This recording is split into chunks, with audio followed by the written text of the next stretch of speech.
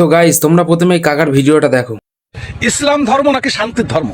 ইসলাম ধর্ম যদি শান্তির ধর্ম হয়, তোদের শেষ নবী হযরত মুহাম্মদ সাল্লাল্লাহু আলাইহি সাল্লাম নিজে পুত্রবধূকে, নিজের ছেলের বউকে কি করে বিয়ে করলো? আচ্ছা, ওটা বাদ দিলাম। তোদের শেষ নবীকে এটা শিখিয়েছে তোদেরকে যে হিন্দু ধর্মের মানুষকে জ্যান্ত আগুনে পুড়িয়ে মারো? তোদের শেষ নবীকে এটা শিখিয়েছে হিন্দু ধর্মের মূর্তিগুলো ভাঙো? হিন্দু ধর্মের মূর্তিগুলোর মুখে প্রচ্ছাপ করে এটা শিখিয়েছে? শালার কুত্তা যার সন্তান কোথাকার শেষ নবী। তো এই ভিডিওটা দেখার পরে যারা মুসলিম ভাই আছে তারা তো রাগ করবেই, গালাগালি দেবে, কিন্তু যারা হিন্দু ভাই আছে তারা তো বলবে না ঠিকই বলেছে। কিন্তু ভাই, এইসব যে ভাবনা চিন্তাটা তোমাদের মাথায় আসছে কোথা থেকে? এইসব আবাল পাবলিকের আবাল কন্টেন্টের জন্যই। কারণ ভাই, এসব পাবলিক যদি এইসব কন্টেন্ট না পোস্ট করে তাহলে তোমাদের মাথায় এইসব আজে বাজে চিন্তাভাবনা আসবে না।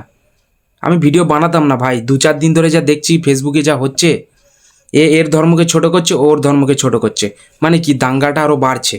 আরে কাকা হাতে একটা বিড়ি ধরিয়ে 2-4টে কথা কোথা থেকে শুনে এসে আলবাল ছাল বকছে। আগে জেনে এসো কাকা, কোথায় কি হয়েছে না হয়েছে পুরো ব্যাপারটা। ভুলভাল এসে বকে দিলে হবে না, এটা সোশ্যাল মিডিয়া। মুখ খোলার আগে না দুবার ভাববে। তুমি একজন হিন্দু ধর্মের লোক বলে তুমি হিন্দু ধর্মকে প্রশ্রয় দিয়ে আর মুসলিম ধর্মের লোককে ছোট করছো, তুমি তাহলে কেমন লোক? আর তুমি যেসব গালাগালি মন্দ করছো, তুমি ভাবছো যে খুব মহান কাজ করে ফেলছো নাকি? আর কাকা, তুমি যে লাস্টে কথাটা বলেছো, তোমাদের হিন্দু ভাইদের কাছে এবং মুসলিম ভাইদের কাছে আমার একটাই প্রশ্ন, কথাটা কি ঠিক বলেছে?